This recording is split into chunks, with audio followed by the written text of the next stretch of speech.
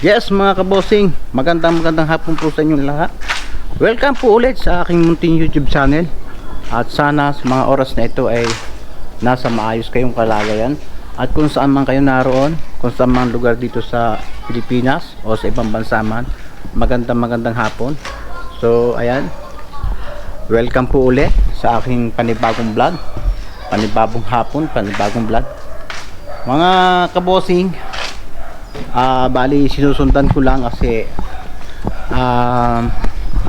na-try ko pong makapag-upload dahil mga kabosing, hinahabol ko po yung 4K watch hour para ma-monetize ako. At sana po kayo humihiling sa inyo mga kabosing na panoorin nyo po kahit mga simple yung aking vlog then subscribe na rin po nyo ako mga kabosing. Ayan. So, ngayong araw na ito, ay galing din po tayo sa trabaho at kararating lang natin. So, ito po ay talagang noong ko pa binabalak itong video kong ito. Ito po ay para lang sa mga hindi marurunong mag-drive, dahil po ito po ang trabaho ko at ito po ang talagang kinabubuhay ko mula pa noon. So, naisipan ko pong magturo ng basic na pamamaraan para matuto ang mga hindi marurunong mag-drive na gustong matuto, especially dun po sa mga babae. Bagamat ang kalimitan po ngayon mga sasakyan pag mga babae ay automatic, pero i-remind ko lang sa inyo mga kabos, mas magandang matuto ka muna sa manual bago ka mag-matic, kasi kapag ganon easy na sa iyo ang pagdadrive ng automatic. Kasi sa automatic ang inyong pag-aaralan lang ay ang kalkulasyon ng iyong sasakyan kung saan mo pupwesto at paano mo iaayos yung takbo niya.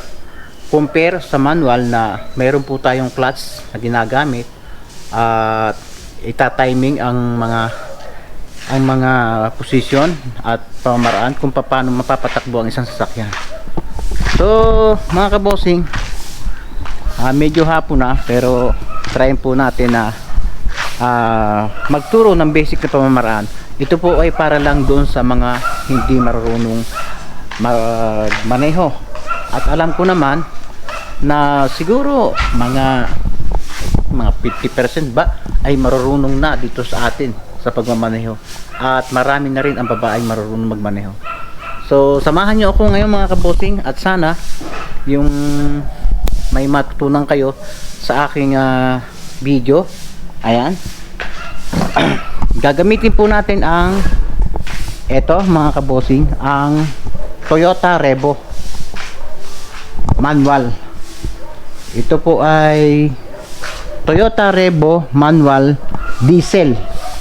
So ang ating pong gagawin ay tuturuan ko kayo ng basic na pamamaraan kung paano matutong magmaneho. Halina mga kabosing. Ayan mga kabosing, andito tayo sa aking sasakyan na Toyota Revo manual. Diesel po ito. So medyo malakas yung andar ng makina nito. At ito po, ang engine nito ay 2L Toyota Revo manual. So ang bago ko yung turuan ng basic at unang step na pamamaraan kung paano magmamaneho ng isang sasakyan, kinakailangan din po ninyo na matuto kung paano ba ang tamang pamamaraan ng pag-i-start. Ayan. Una, i-on nyo yung susi. Teka muna pala mga kabosing. Asan yung papel? Uunahin ko muna mga kabosing ang kung paano mag-aral posisyon ng cambio ng isang sasakyan, lalo kung manual, kasi hindi ito katulad ng automatic na naka-permis lang sa isang posisyon, o hindi ilalagay mo lang sa park at i-start mo. Ayan mga kabosing, gumuhit ako dito ng, buksan mo rap mo kabila. Wrap. Ano ba yun? Ayan. Ayan. Nakikita nyo mga kabosing. So, yun yung position ng cambio. Ayan. Ito yung neutral. Pero ang pentel pen, ito yung neutral. Then, ito yung first gear, second gear, then, third gear, fourth gear, then, fifth gear, and reverse. Yan mga kabosing. Ayan. Buksan mo ay. Neutral. Ayan mga kabosing. Kung makikita ninyo, ito yung cambio. May nakalagay na nga dito eh. Ayan o. Pero mas inilagay natin dito sa part na to dahil mas malinaw. Ibig sabihin, bago nyo i-start ang isang sasakyan, dapat ang ating cambio, ayan, ay nasa neutral. Dito sa posisyon na to. Ibig sabihin, nandito yan. Gagalawin nyo, pataas, pagitna, ito ang neutral, yung cambio, yan ang neutral, nasa gitna. Ibig sabihin, neutral yan. Then, ang cambio, pag first gear, ay ito ang susundin.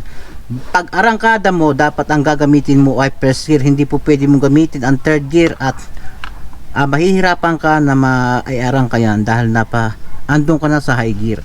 Dapat mag-uumpisa ka sa first gear na kung tawagin ng karamihan ay permera. Ayan, yan permera.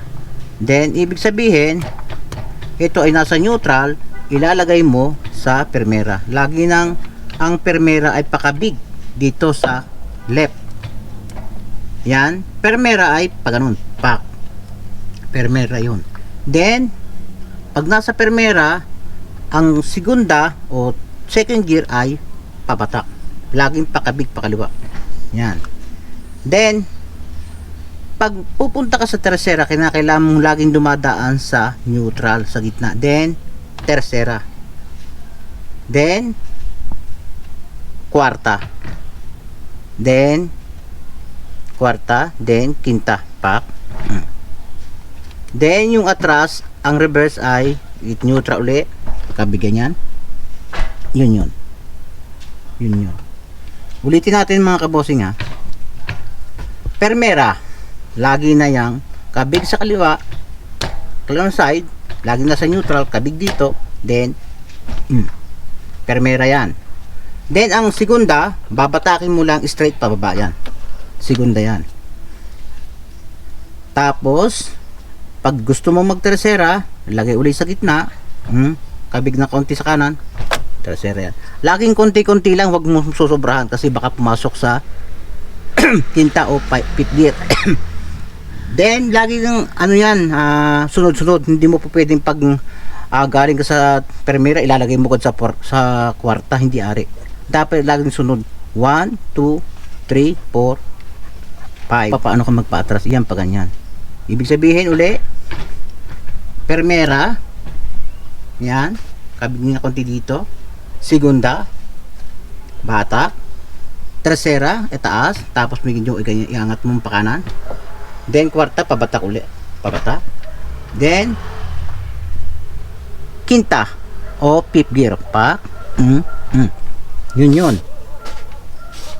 Then, ito ang neutral sa gitna. Atras, pag atras, lagi nang kabig na sa kanan, ganon, atras yun. Kuha. So, yan. Ibig sabihin, uulitin ko, permera, patak, segunda, then, tercera, then, patak ulit, kwarta, then, quinta. Ayan. Atras, palo ng kanan, reverse yan. Lagi nang pag nakatigil ay ang iyong cambio ay nakaposisyon sa neutral, gitna. Yan. Kuha, permera, segunda, tercera, kwarta, then quinta, then atras.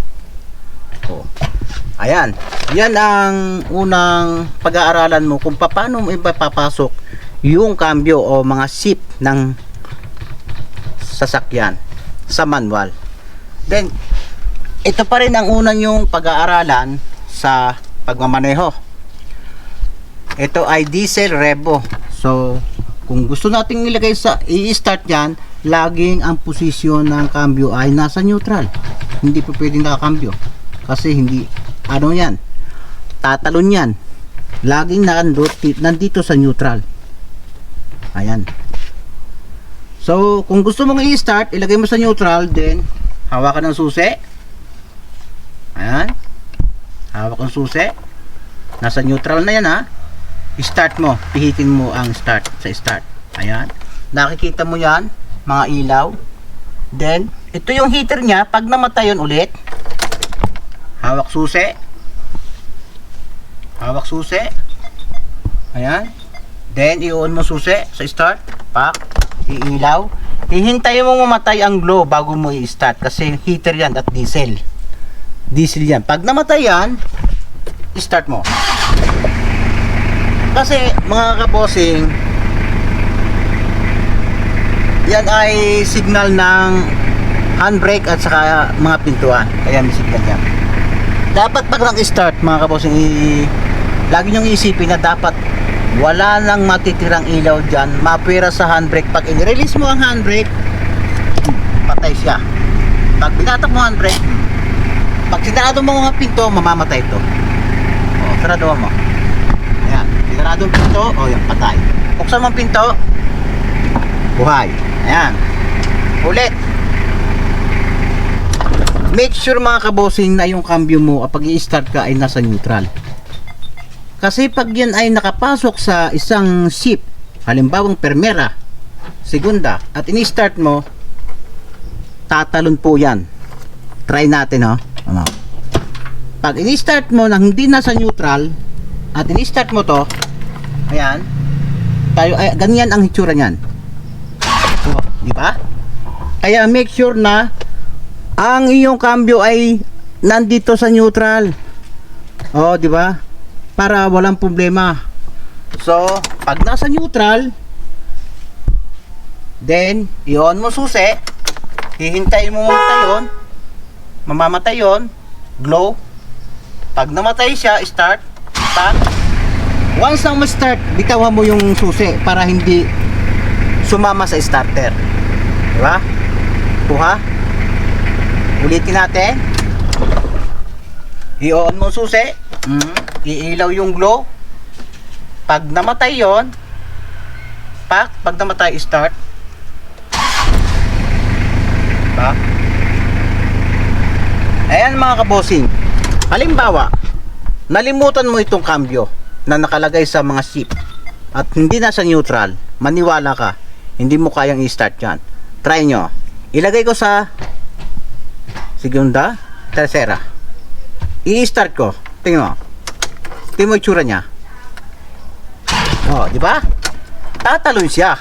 Kaya make sure na ang cambio mo ay nasa gitna, nasa neutral. So, may proseso din talaga ang pagmamaneho mga kabossing. So, sana makuha niyo, masundan niyo ako.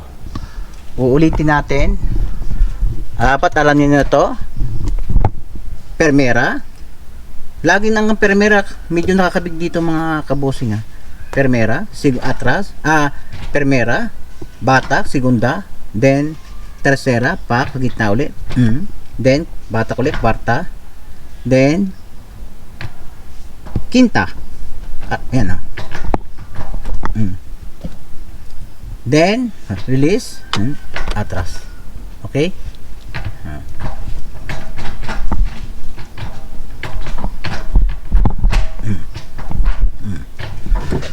Ngayon, paano natin patatakbuhin ang sasakyan? Basic lang ito mga kabossing ha. Paano ka matututo? Dito ka dapat kinakailangan mag-adjust at marunong mag-adjust, mag-timing ng pedal. Itong left side, left foot mo ay nandito. Ibig sabihin yan, left foot mo ay dito. Yan ay, kung tawagin ay clutch. Ayan. Kita ba, Rap? Ano mo? Ito na. Kita. Uulitin ko, ito ay clutch. Ayan. Ano? Ito ay clutch. Ito mo. Yan ay clutch. Yan ay brake. Yun ay gas o accelerator. Accelerator. Clutch. Clutch pedal. Brake pedal. And accelerator pedal. Ibig sabihin, ang posisyon yan ay may kanya-kanya mga kabosing. Left foot mo ay pack sa clutch.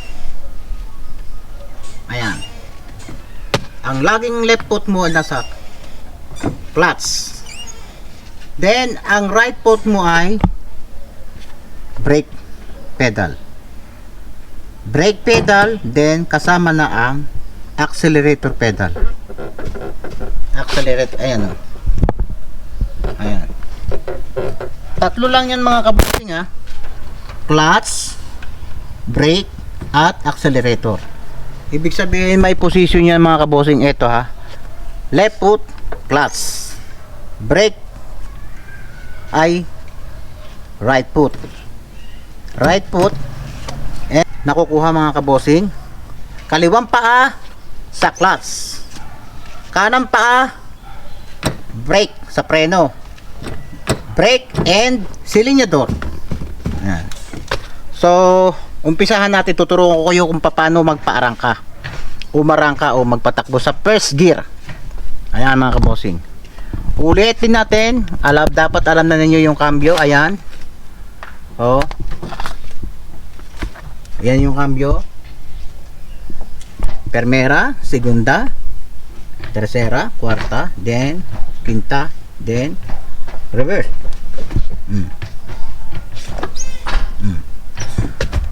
Ulitin natin. On susi, hintayin mo matay ang glow. Heater yan.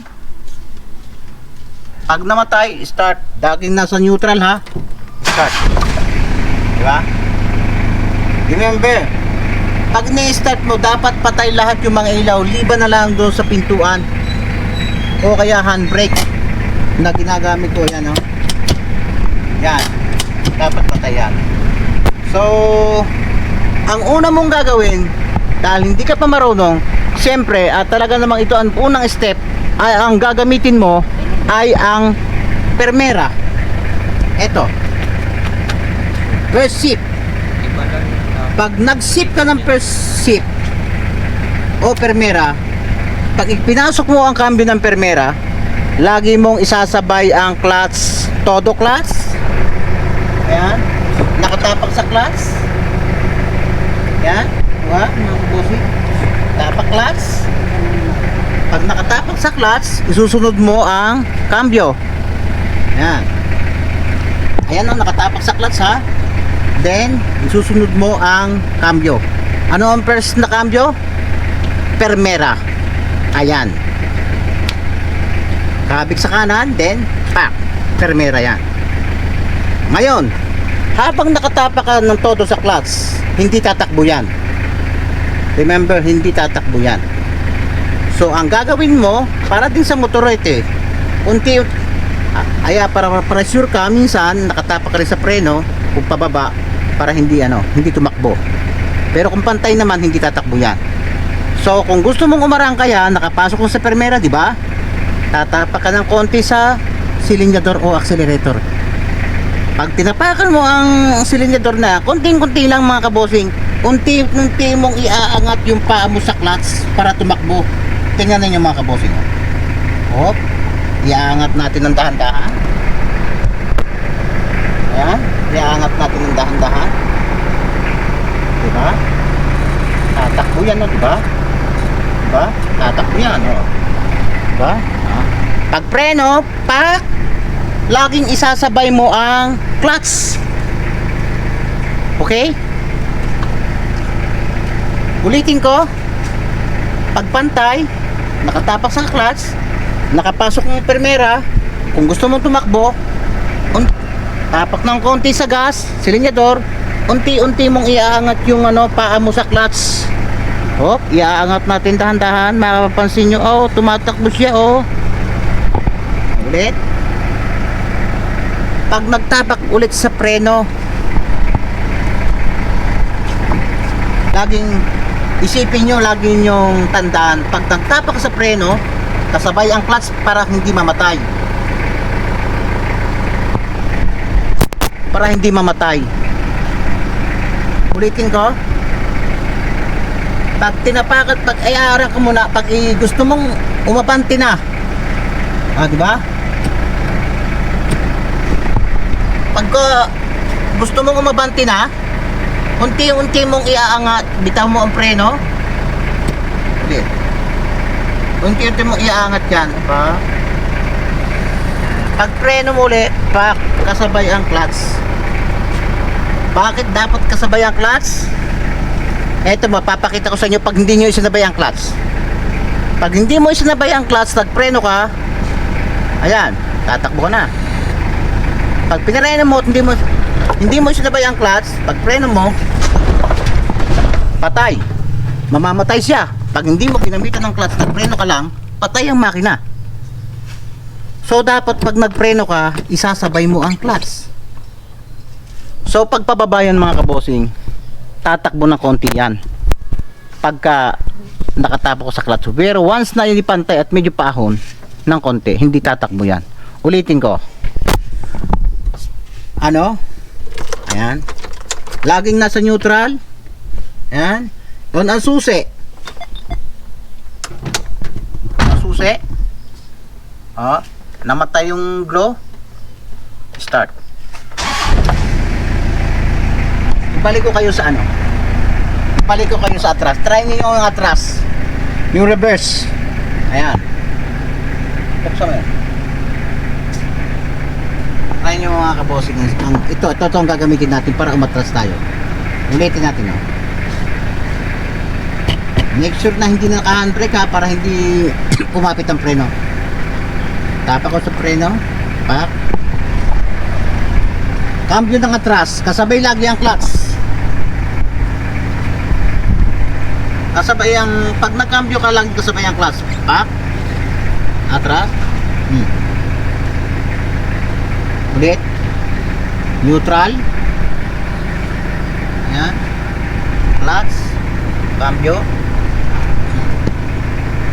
Laging sagad doon. Kung mapapansin nyo, ayan, panoorin niyo. Pag iniangat ko, pag tinanggal ko ang preno, pag tinanggal ko yung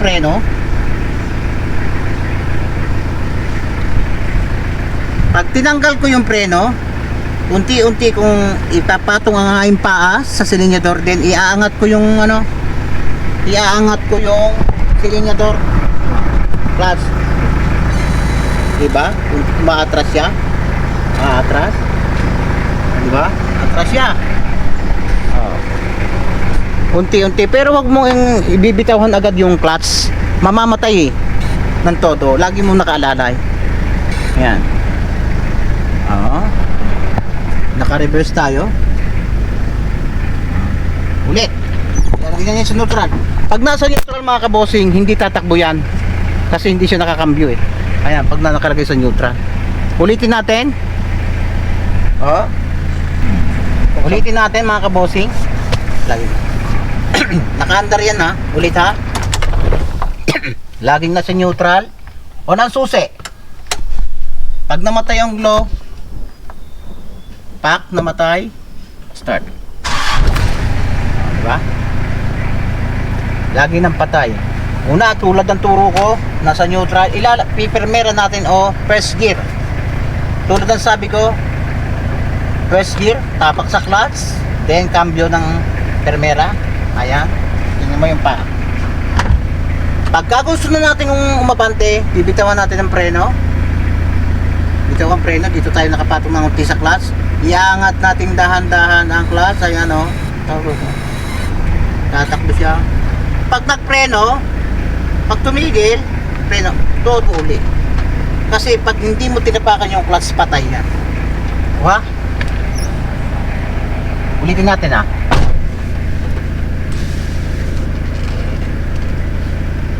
Cambio natin uli ng atras tayo.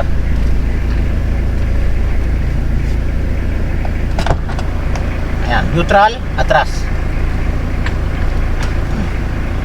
Pag ganon, atras. Ito yung paatras. Nasa clutch, bitaw ang preno, tapak dito sa gas. Unti-unti mong iangat yung paa mo. Oh. Diba? Oh. Laging sasabay ang manobela sa direksyon. Ayan. So, ayan. Ganyan lang ang proseso. Lagi mong itutuloy yung clutch para hindi mamatay. Pag hindi ka ayaw mong mangawit yung paa mo sa clutch, i-release mo, saka mo bitawhan. I-release mo, ilagay mo sa neutral, saka mo bitawan. Ayan. So, sana nakuha niyo mga kabosing ha. So, ituturo ko sa inyo kung paano mag-shift o magpalit ng kambyo. Makita nyo, lagi na nakatapak sa clutch ha. Ano mga kabosing, yan, pagtapak sa preno, sabay ang clutch. Then, pag iaarang ka mo, unti-unti muling iaangat yung clutch, sabay gas. Makikita nyo, natakbo siya. Nag-aagaw yung takbo niya at atras. Ayan. Diba? Tumatakbo siya. Pwede mo na ngayon bitawan yung clutch. Pero kung hindi ka pa sanay, laging nakatapong din dito. Pag preno, tapos ang clutch para hindi mamatay. Ulitin natin, sa atras muna. Kasi napalayo tayo mga kabosing. Tapak clutch. Then, pasok ang atras. Ngayon, ito namang manobela ang inyong itatiming. Dapat nakatama sa timing lagi. Konti-konti lang. Huwag naman yung masyadong malalaki ang pihit. Lagi yung gagamitin ang side mirror. Yan, kabilaan. Kung kayo ba'y walang sasabitan. Kung maaari itong steering wheel ay huwag masyadong malikot. Dapat unti-unti lang. Kung kumakaliwa sa kanan, ibabalik mo sa kaliwa. Ayan, para dumiretso pa. Ayan. 'Di ba atras siya? Laging pagpreno, clutch, nakatapak para hindi siya mamatay. Pag aatras uli, bitaw na uli ng kaunti ang clutch, ayan.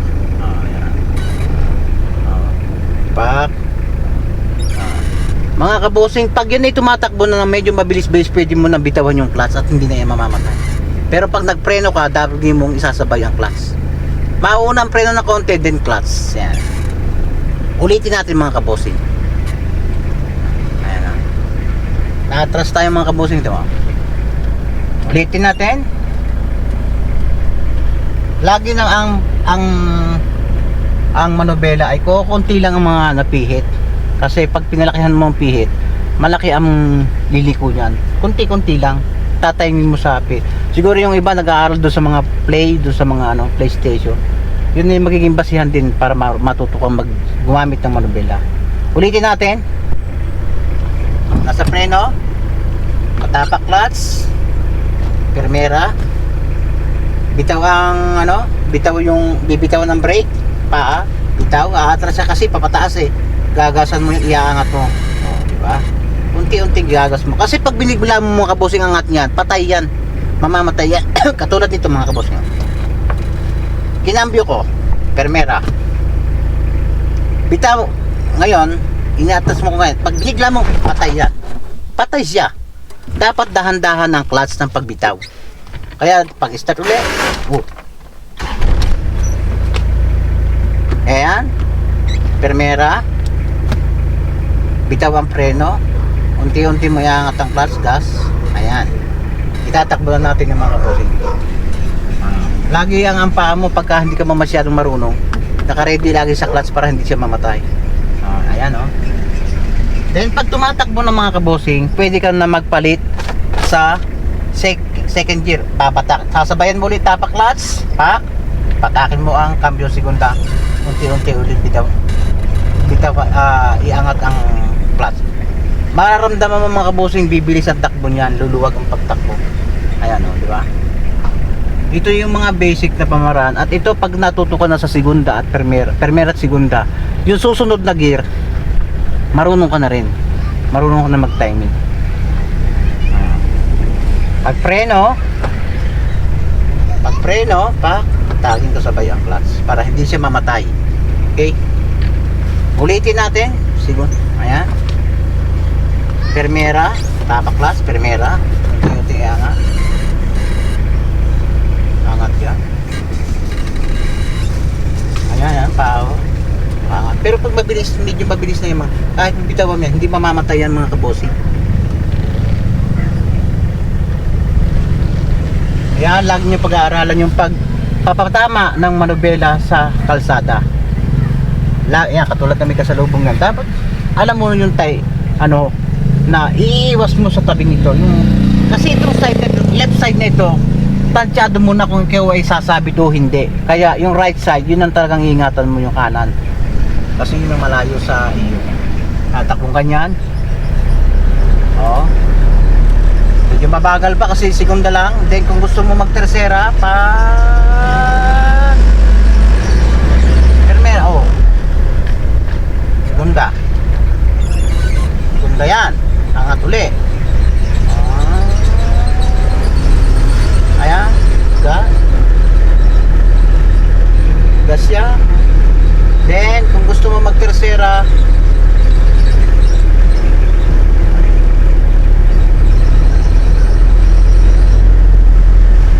ayan. Lagi nang i-release mo para hindi mamatay. Ayan. Ulit mga kabosing, andito ulit. Umpisa ulit tayo. Medyo paahon to mga kabosing ha. Kaya make sure na yung paa muna sa preno. Laging ang paa na sa preno dito. Ayan. Laging make sure na andito ito sa neutral. On uli. Ayan, pag mainit ito mga kabosing, pwede mo nang i-start yan kahit hindi siya start ulit. Ayan. Ulit-uli. Ulitin natin, madilim na ba? Primera uli, tapak sa clutch, Primera, neutral, primera. Then, pag bitaw mo ng brake, atras na konti yan, pero pag angat mo ng paa mo ng clutch, aabanti yan.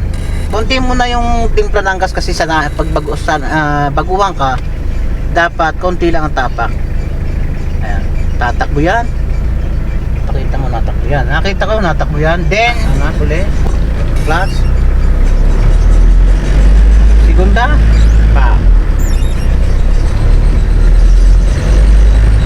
diba?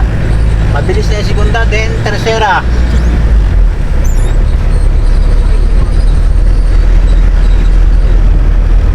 Ayan o. Lagi make sure doon ka nakatingin sa sa daan, hindi dito sa cambio. Kasi pag dito ka nakapokus sa cambio, may posibilidad na mapangga ka.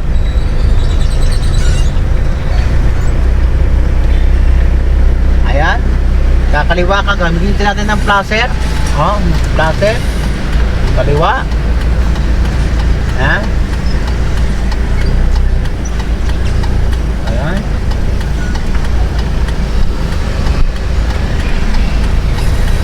Nasa permera yan mga kabosing. Gusto mo mag-segunda, babagal kasi. Tapak sa clutch, batak. Diba? Then, gusto mo mag-tercera, tapak ulit clutch. Tercera, yan. Yan, di ba? Matak na siya. Yun yan. Saka ka na mga kabosing magkwarta pagka mabilis. Ka na? Saka ka na gumamit ng ng fourth gear pag sanay na sanay ka na. Huwag mong pilitin ang sarili mo pag hindi mo pa kaya yung bilis.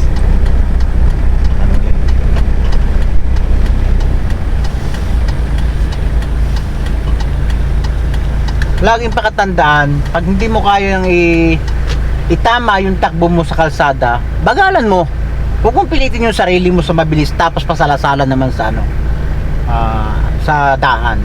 Ito ang i-focus mo lagi kung saan pumupunta yung sasakyan mo. Ayan. Lagi mong ipapasok yan. Mabagal ka muna siguro ang takbo mo mga 20 lang o 15. Saka ka i-master mo itong cambio. Ayan. Nasa neutral yan. Pag medyo mabilis-bilis na, pwede mong isegunda yan. Segunda, the clutch.